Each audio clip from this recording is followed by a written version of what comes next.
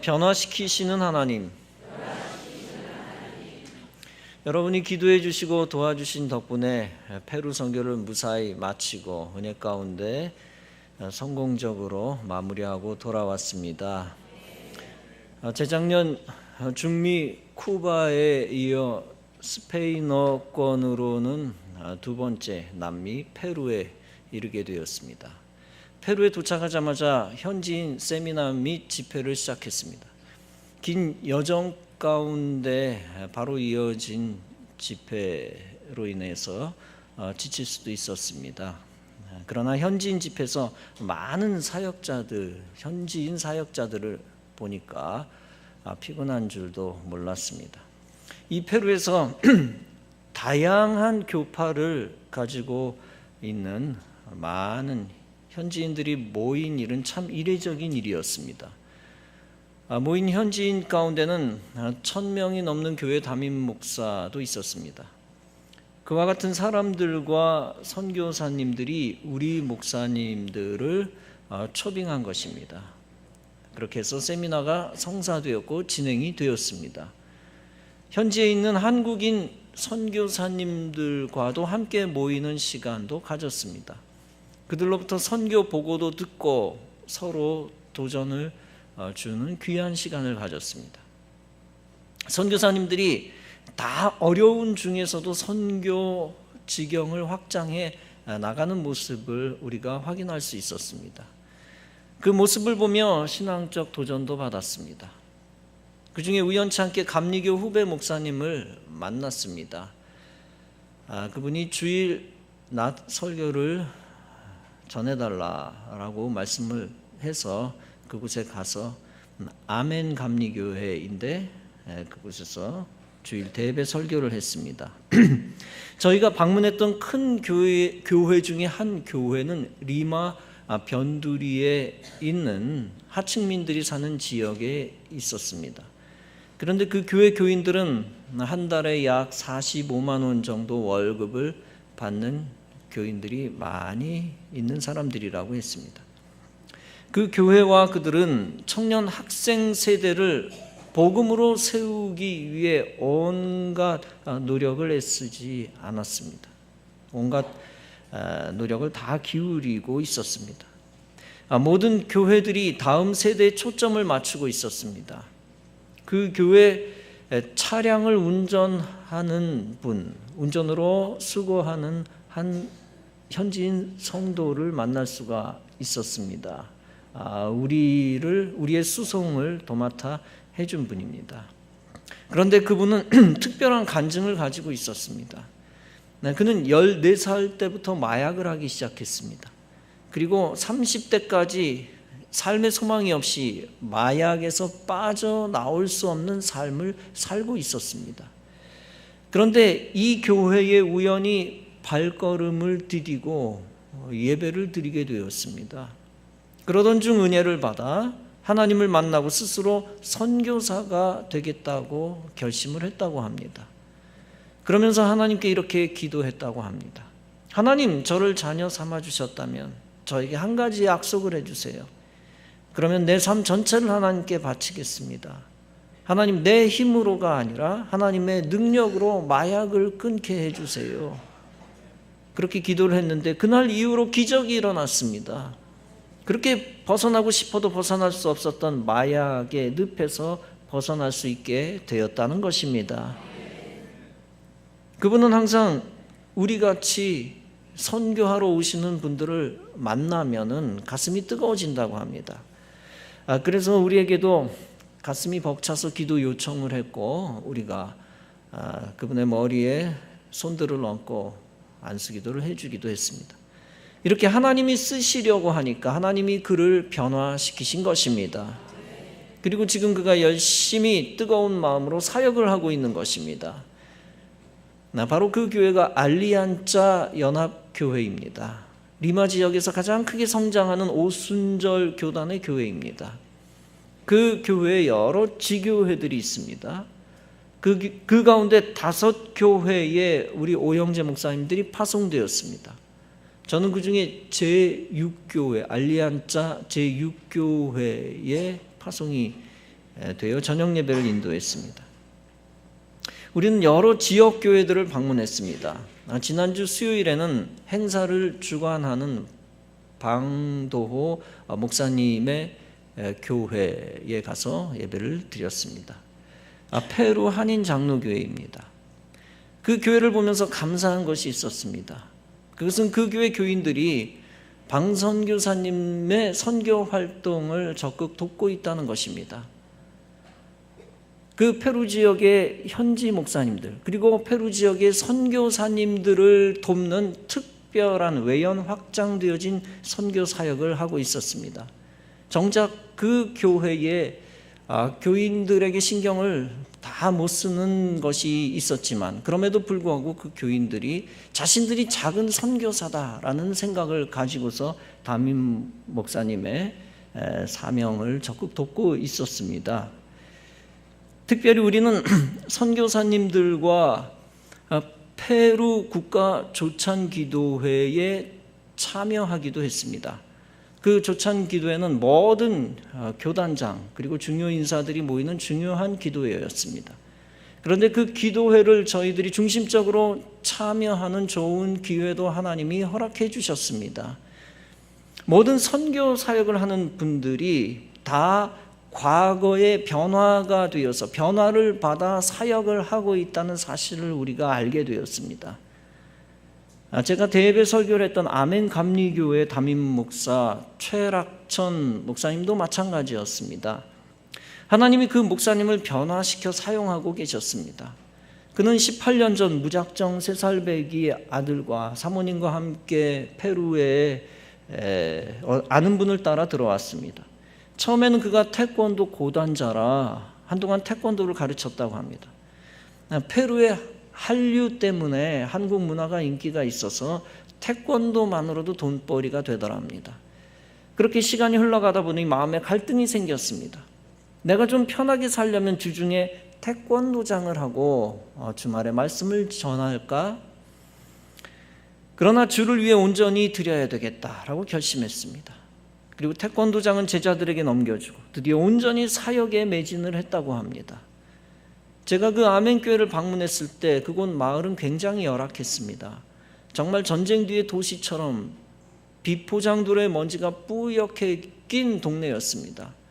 그러나 감사하게도 그 교회만은 새하얗게 아주 아름답게 깨끗한 건물로 단장이 되어 한눈에 들어왔습니다. 그런 그 교회는 2층 교회 건물로 건축이 되어 있었고 페루인이 60여 명이 되는 교회로 성장되어 있었습니다. 그리고 그 교회도 장차 후임 목사님에게 물려주기 위해 현지인 페루 목사님을 길러내고 있었습니다. 세워가고 있었습니다. 선교사님은 그 현지 목사님이 온전히 훈련되면 그에게 그 교회를 넘겨준다고 합니다. 그리고 선교사 자신은 정글과 사막 중간지대로 들어가 복음 전하는 일을 하겠다고 했습니다. 하나님이 선한 하나님 나라 확장 일을 위하여 그 선교사님을 변화시켜 사용하고 계신 것이었습니다. 그 교회에서 설교를 하고 내려오니 페루 아주머니 한 분이 저에게 비닐봉지 하나를 건네주는 것이었습니다. 무엇인지 물어보니 선교사님이 통역을 해주었습니다. 나는 목사님으로부터 영의 양식을 받아 먹습니다. 그러니 내가 육의 양식을 목사님께 드리는 것이 당연하다 생각됩니다. 그래서 매주일 목사님께 쌀 한 봉지씩을 드리고 있습니다. 그런데 오늘은 한국 목사님으로부터 영의 양식을 받았으니 쌀을 목사님에게 드리겠습니다. 라며 저에게 쌀 한 봉지를 선물로 주셨습니다. 참으로 그 땅에서도 신실한 믿음을 가진 성도가 있다는 생각을 해보았습니다.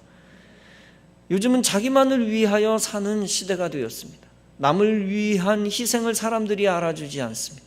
공동체를 위해 애쓰는 것을 이상하게 보는 풍조가 만연한 시대입니다. 그럼에도 불구하고 예수 안에서 변화된 많은 분들이 있습니다. 그들이 교회와 복음을 위하여, 가족과 교회, 나라를 위하여 자기 것을 아끼지 아니하고 수고합니다. 여러분은 어떻습니까? 헌신하고 희생하였으나 결과가 신통치 않다고 느낀 때가 없었습니까?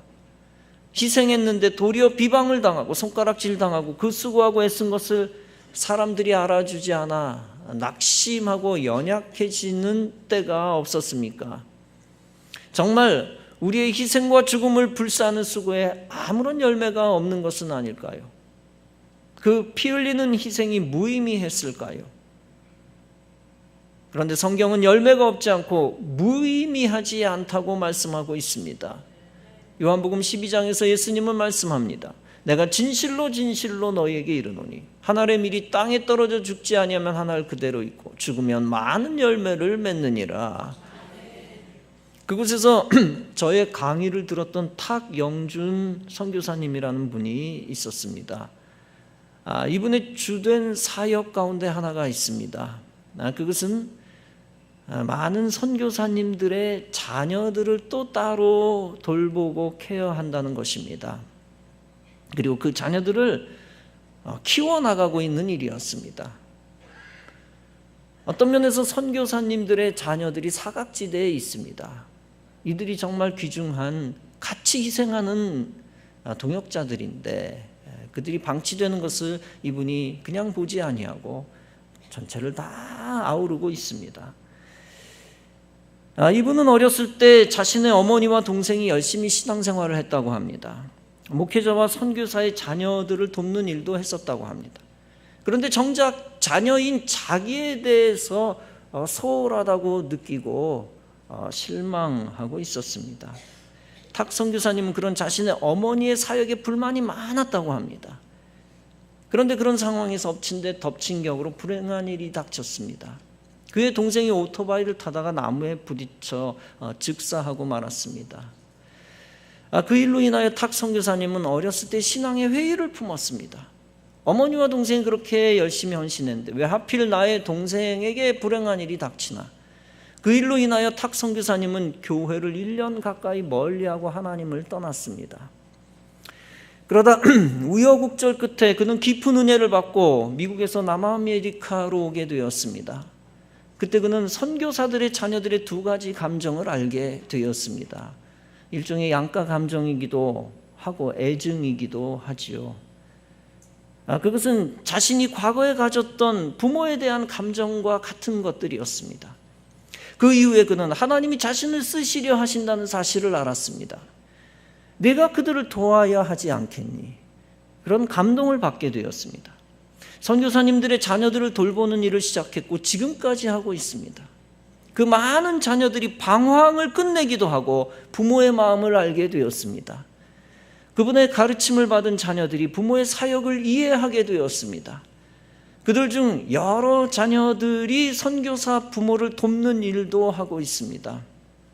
그중 한 자녀는 바로 주일 대예배 때 저의 설교를 도왔던, 통역으로 도왔던 그 최락천 선교사님의 아들입니다.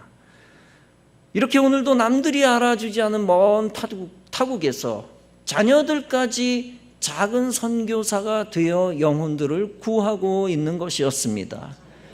그렇습니다. 모든 사람이 죽지 않으려 하면 한 알은 그냥 그대로 남아있을 뿐입니다.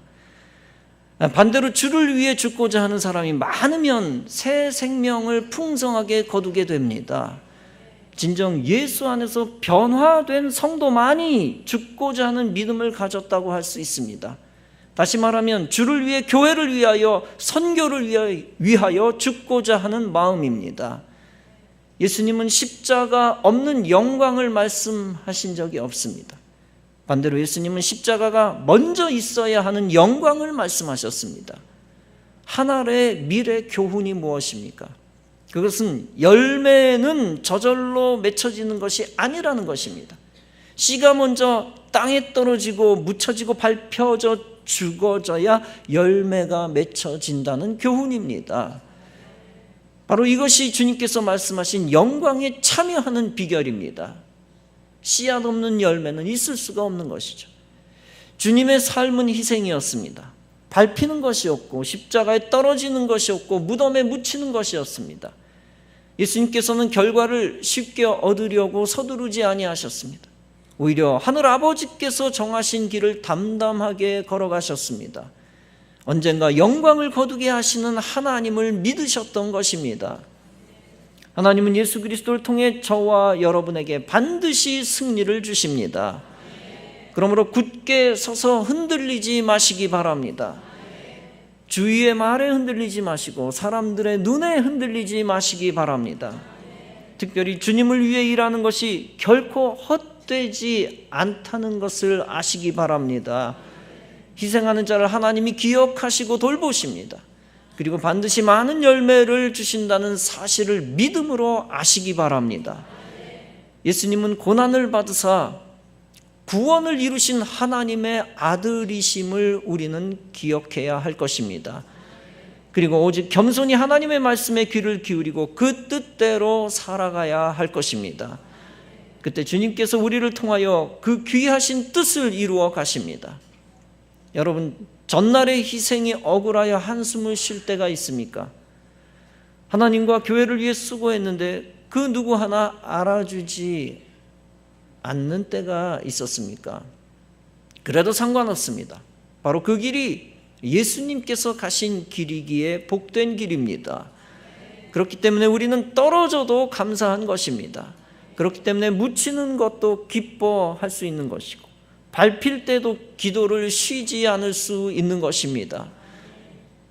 그때 싹이 나고 꽃이 피고 100배의 열매를 하나님께서 허락해 주실 줄로 믿습니다. 여러분, 내가 해야 할 일은 어디까지일까요? 그것은 다름 아니라 땅에 떨어져 죽는 데까지입니다. 그 다음은 하나님의 일입니다. 내가 스스로 죽고자 하면 하나님이 그 죽음의 결단과 희생 속에서 역사하십니다. 본문은 말씀합니다. 그가 우리를 대신하여 자신을 주심은 모든 불법에서 우리를 구속하시고 우리를 깨끗하게 하사 선한 일에 열심하는 친백성이 되게 하려 하심이니라. 사랑하는 성도 여러분, 하나님은 하나님의 선한 일을 위해 사용할 사람을 변화시키십니다. 하나님 나라 확장을 위해, 선교를 위해, 영혼 구원을 위해 사용할 사람을 찾으십니다. 또 교회 부흥을 위해, 나라와 민족을 위해 사용할 사람입니다. 사랑하는 성도 여러분, 하나님은 하나님의 선한 일을 위하여 구체적으로 다가오시고 한 단계 한 단계 변화시키십니다. 악한 사람을 변화시켜서 선한 일꾼으로 만드십니다.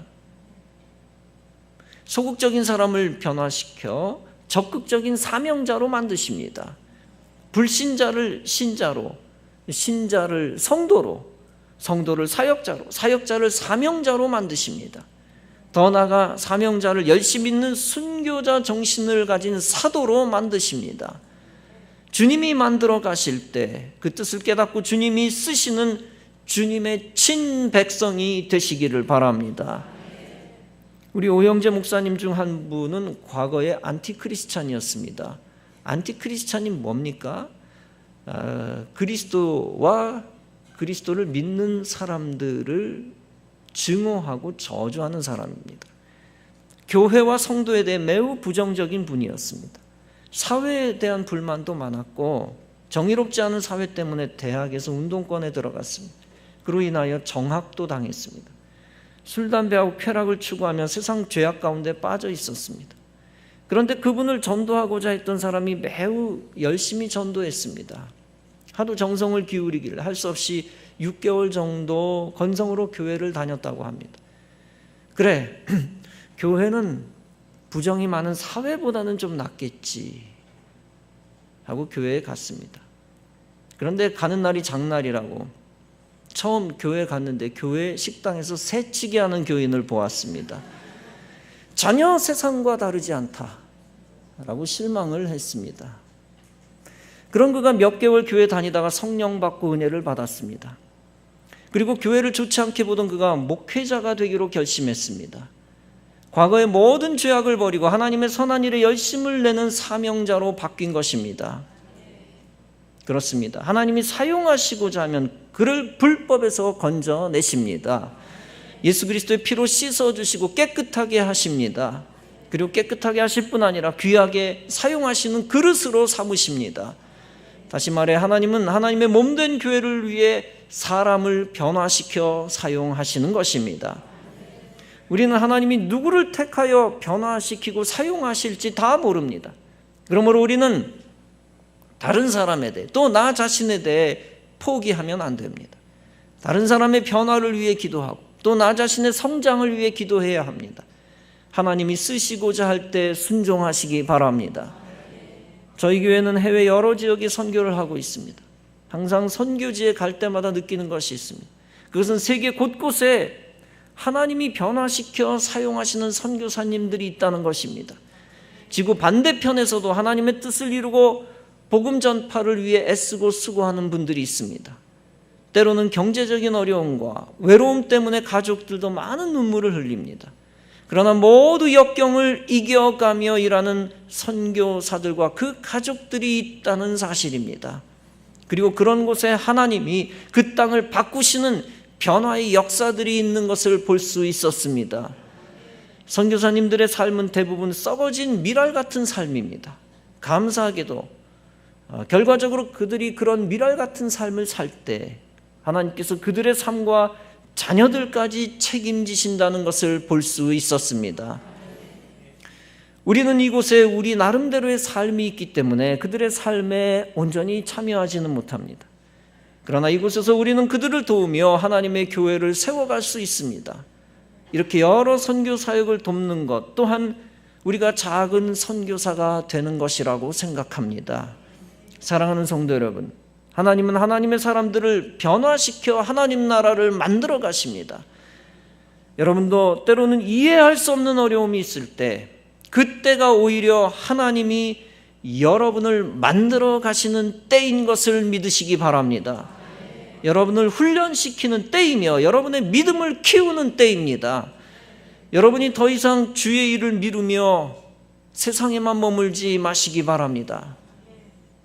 주의 종의 일에 동참하고 교회 일에 동참하고 하나님 나라 일에 더욱 깊이 동참하시기 바랍니다. 이제 여러분의 삶의 변화를 꿈꾸시기 바랍니다. 예수 안에서 거룩하게 변화되는 꿈, 축복의 사명자로 변화되는 꿈을 꾸시기 바랍니다.